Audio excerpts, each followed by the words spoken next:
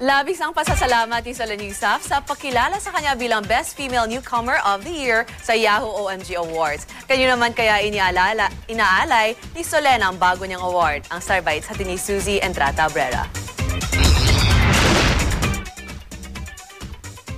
Marami na nga nakakapansin na tumahanga sa kapuso actress, singer at host na si Solen Yusuf.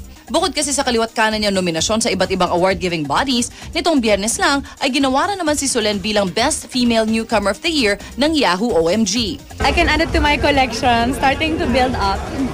Pero yeah, every time I receive something, yun ang inspirasyon ko para maging better sa actingan. Sa Tagalog, hindi pa. Very yun. So, very blessed ako at masaya naman ako.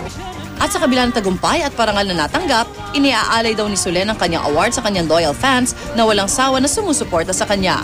I wanna thank also sa lahat ng mga fans ko that they keep supporting me kahit hindi ko nila naintindihan ako. Was that right? Hindi. Aminado rin si Solen na marami pa siyang pagdadaanan upang makasungkit ng major acting award. Baka I need more experience for that. Kasi parang yung best actress ganon, mga 15 years sila sa showbiz or more. So, I need to earn the respect muna. At work harder.